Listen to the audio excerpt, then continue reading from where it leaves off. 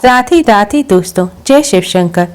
9 अगस्त शनिवारी सावन पूर्णिमा पर बन रहे दिव्य और दुर्लभ संयोग में पीपल में चढ़ा देना, यह एक चीज चुंबक की तरह खिंचा चला आएगा, पैसा होगा सभी परेशानियों का अंत। दोस्तों, पूर्णिमा तिथि भगवान विष्णु माँ लक्ष्मी को समर्पित होती है और सावन पूर्णिमा सावन माह का आखिरी दिन होता है। यह दिन भगवान शिव को प्रसन्न करने के लिए भी बहुत खास माना जाता है। इस बार सावन पूर्णिमा 9 अगस्त दिन शनिवार को है। इस दिन ग्रह नक्षत्रों के अद्भुत संयोग बनने से इस बार की सावन पूर्णिमा और भी ज्यादा खास हो गई है और सावन पूर्णिमा के दिन ही रक्षाबंधन का पर्व भी मनाया जाता है। दोस्तों, 9 अगस्त सावन पूर्णिमा पर पीपल की जड़ में अगर आप यह एक चीज चढ़ा देंगे तो दोस्तों यकीन मानिए साक्षात माता लक्ष्मी जी का आशीर्वाद आपको मिल जाएगा। आपके जीवन की दुख, दरिद्रता, गरीबी, परेशानी, कष्ट हमेशा के लिए दूर हो जाएंगे। दोस्तों, इस बार सावन पूर्णिमा पर रक्षाबंधन के दिन राखी बांधने का शुभ मुहूर्त पूरे दिन रहेगा, क्योंकि इस बार रक्षाबंधन पर भद्रा का साया नहीं रहेगा। इस बार सावन पूर्णिमा 9 अगस्त दिन शनिवार को है। शनिवार के दिन पूर्णिमा होने से शनि पूर्णिमा शनिश्चरी पूर्णिमा का संयोग बन रहा है। इस दिन भगवान लक्ष्मी नारायण के साथ समस्त देवी देवताओं का आशीर्वाद प्राप्त करने के लिए पीपल वृक्ष का पूजन अवश्य ही करना चाहिए। इस दिन पीपल वृक्ष का पूजन करने से भगवान विष्णु माँ लक्ष्मी जी के साथ ही समस्त देवी देवताओं की भी कृपा प्राप्त होती है। पीपल वृक्ष का पूजन करने से शनि दोष और पितृदोष से भी मुक्ति मिलती है, क्योंकि पीपल वृक्ष में इसी दिन शनि देव और पितरों का भी वास होता है।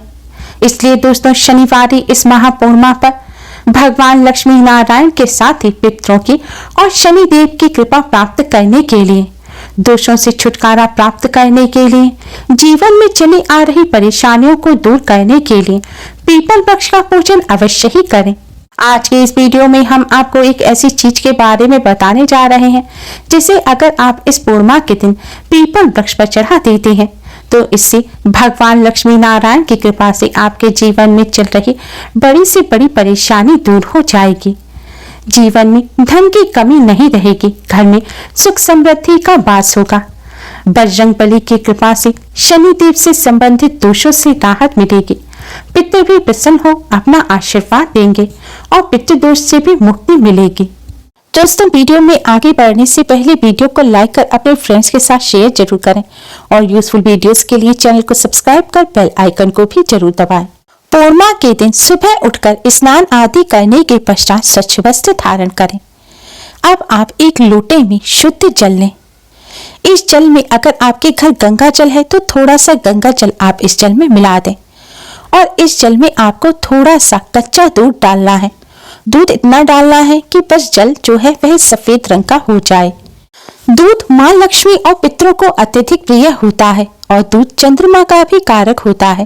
पूर्णिमा का दिन चंद्रदेव को भी समर्पित होता है, इसलिए इस जल में आपको दूध मिलाना है और इसमें अब आपको थोड़ी सी शक्कर मिलानी है जिससे यह जल मीठा हो जाए। अब दोस्तों, सबसे जरूरी चीज आपको जो इस जल में मिलानी है वह है तिल। दोस्तों, तिल का हमारे धर्म शास्त्रों में विशेष महत्व बताया गया है। तिल भगवान विष्णु जी के शरीर से उत्पन्न हुए हैं। तिल पापों का नाश करने वाले और कष्टों को दूर करने वाले माने जाते हैं। दोस्तों, आपको इस जल में काले और सफेद दोनों ही तरह के थोड़े थोड़े तिल मिलाने हैं। काले रंग के तिल भगवान विष्णु और पितरों को अत्यधिक प्रिय हैं। काले रंग के तिल अगर आप इस जल में मिलाएंगे तो इससे आपको भगवान विष्णु की असीम कृपा प्राप्त होगी। भगवान विष्णु की कृपा से कष्टों और पापों से मुक्ति मिलेगी। काले रंग के तिल पितरों को भी समर्पित होते हैं। शास्त्रों में यहाँ तक बताया गया है कि जिस भी पूजन की चीज में काले तिल नहीं होते या पितरों के लिए आप कोई दान कर रहे हैं या भोजन निकाल रहे हैं, अगर उनमें काले तिल नहीं होंगे तो वह भोजन पितृ स्वीकार नहीं करेंगे। वह भोजन, वह चीज प्रेत या फिर राक्षस ग्रहण करेंगे। इसलिए पितरों के निमित्त आप कुछ भी भोजन निकालें या दान पुण्य करें, उसमें आपको काले तिल अवश्य ही डालने चाहिए। काले तिल मोक्ष दिलाने वाले होते हैं। और दोस्तों सफेद तिल माँ लक्ष्मी को अत्यधिक प्रिय है। सफेद तिल से माँ लक्ष्मी का पूजन करने से माँ लक्ष्मी अति शीघ्र ही प्रसन्न हो जाती है और अपने भक्तों के घर धन धान्य से भर देती है। दोस्तों जल में सफेद और काले तिल मिलाने के पश्चात अब आप इस जल को पीपल वृक्ष पर लेके जाएं और इस जल को आप पीपल वृक्ष पर चढ़ाएं। पीपल वृक्ष पर जल चढ़ाते समय आपको ओम नमो भगवते वासुदेवाय मंत्र का मन ही मन जाप करते रहना है। ध्यान रखें जल चढ़ाते समय पुरुष और महिला सभी को अपना सिर अवश्य ही ढकना है। पुरुष रुमाल से या कैप से अपना सिर ढक सकते हैं और बिना जूते चप्पल पहने आपको यह जल पीपल वृक्ष पर चढ़ाना है। दोस्तों आपको ओम नमो भगवते वासुदेवाय मंत्र का जप करते हुए जल पीपल वृक्ष पर चढ़ाना है, क्योंकि भगवान विष्णु जी ही पितरों के देव होते हैं और भगवान विष्णु जी का पूजन करने से मां लक्ष्मी भी अत्यधिक प्रसन्न होती हैं। पीपल वृक्ष में भगवान लक्ष्मी नारायण और पितरों के साथ ही समस्त देवी देवताओं का भी वास होता है और इस मंत्र का जाप करते हुए पीपल वृक्ष पर जल अर्पित करने से समस्त देवी देवताओं की कृपा प्राप्त होती है। जल चढ़ाने के पश्चात दोस्तों जल के पात्र में तिल या शक्कर रह जाए तो उसे आप हाथ से निकालकर जल के स्थान पर पीपल वृक्ष पर चढ़ा दें और इसके पश्चात अब आप पीपल वृक्ष की 8 परिक्रमा करें। ध्यान रखें आपको क्लॉकवाइज परिक्रमा करनी है। जैसे घड़ी की सुइयां घूमती हैं इसी तरह आपको पीपल वृक्ष के चारों तरफ घूमते हुए परिक्रमा करनी है। अगर पीपल वृक्ष दीवार के सहारे है और चारों तरफ घूमने की जगह ना हो तो आप अपने ही स्थान पर खड़े होकर 8 बार क्लॉकवाइज घूमकर आंख बंद कर पीपल वृक्ष की मन ही मन परिक्रमा करें। दोस्तों परिक्रमा करते समय भी आपको मन ही मन ओम नमो भगवते वासुदेवाय मंत्र का जाप करते रहना है। दोस्तों हो सके तो जल चढ़ाने और परिक्रमा करने के पश्चात आप पीपल वृक्ष के पास एक दिया अवश्य ही जलाएं, लेकिन आपको तेल का दिया नहीं जलाना। इस समय आपको एक घी का दिया पीपल वृक्ष के पास जलाना है, क्योंकि घी मां लक्ष्मी को अत्यधिक प्रिय है। दोस्तों अब आप पीपल वृक्ष में विराजमान भगवान श्री गणेश को प्रणाम करें, भगवान लक्ष्मी नारायण को प्रणाम करें और समस्त देवी देवताओं को प्रणाम करें और अपने पितरों की आत्मा की शांति की प्रार्थना करें। पितरों को नरक की यातनाओं से मुक्ति दिलाने की, प्रेत योनि से मुक्ति दिलाने की प्रार्थना करें। भगवान से प्रार्थना करें कि प्रभु हमारे पितरों के सभी कष्टों को दूर कर उन्हें सद्गति प्रदान करें और हमें पितृदोष से मुक्ति दें।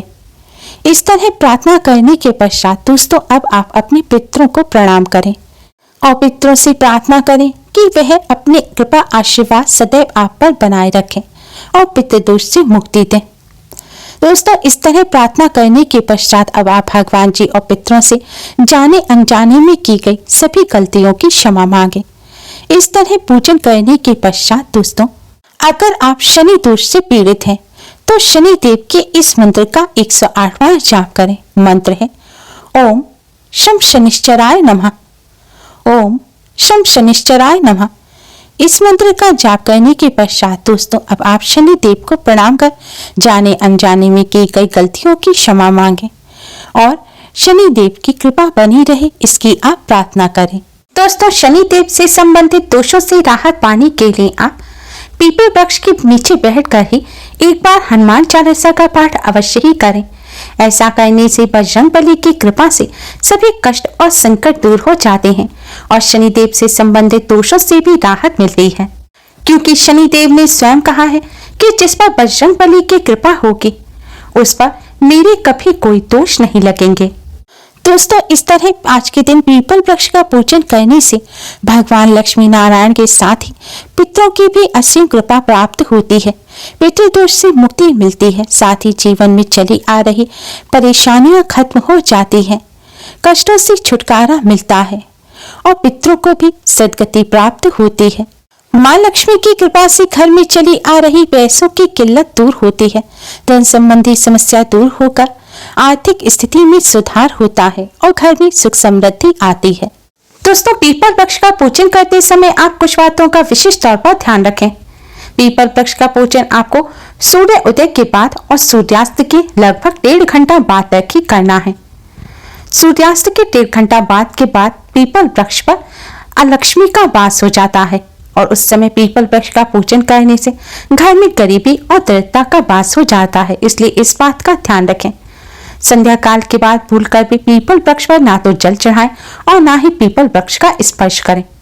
पीपल के नीचे आपने जो दीपक लगाया है उससे आप आरती ना लें। उम्मीद है आपको हमारी ये वीडियो पसंद आई होगी। प्लीज लाइक करें। हमारी इस वीडियो को ज्यादा से ज्यादा अपने फ्रेंड्स रिश्तेदारों में शेयर करें, जिससे वह भी इससे लाभ प्राप्त कर सकें।